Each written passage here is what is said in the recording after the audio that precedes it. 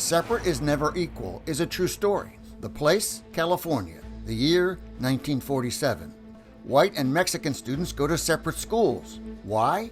In court, the school superintendent testifies that it's because the Mexican children are dirty and not as smart as the white kids. It's all in a book read to second graders. Worse yet, the children study the ethnic slurs and degrading illustrations over and over. This isn't a 1 or 2 day read. They analyze this for more than 2 weeks. And they write about it again and again. The second graders are asked to write 2 narratives on what it would feel like if a white man were to tell them, "You're dirty, you're dumb, you're inferior, and you don't belong at our school." Page 357 of the Wit and Wisdom Teacher's Manual says, reread pages 24 to 29 of the book. That's where the school superintendent describes the Mexican children as dirty and not as smart as the white children. Sylvia heard all of the insults. Students are told to write a narrative from her point of view.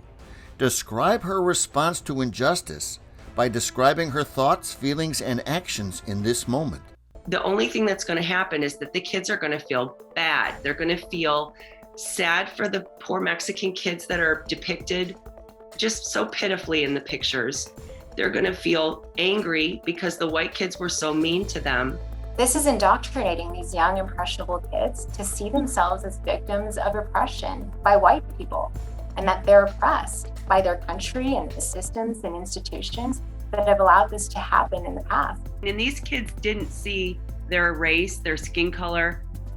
They're taught it. They didn't see it at the beginning of the year, and so, or before Wit and Wisdom, or it's being taught to divide them. So that's all they see, and they see themselves either as victims or feeling guilty because they happen to be born white. Awful. It breaks my heart. The imagery is awful. The text is too difficult to read.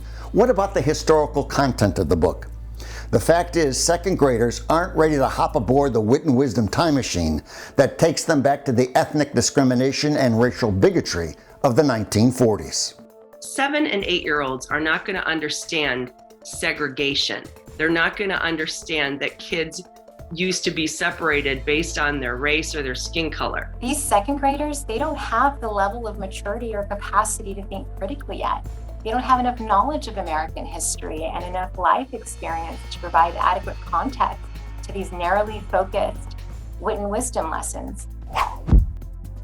How did the Mendez family respond to injustice is the animating question on a dozen different pages in the teacher's manual. Among them, page 378, what difference do you notice between how Sylvia and Ruby responded to injustice? Page 409, how has drafting your first-person narrative helped you better understand how children can respond to injustice? We believe the focus on injustice isn't education, it's indoctrination. The curriculum tries to turn second graders into social justice activists. Second graders, these 7 and 8-year-olds still believe in Santa Claus, the Easter Bunny, receive cash payments from the Tooth Fairy. Don't steal their innocence with a biased course of study.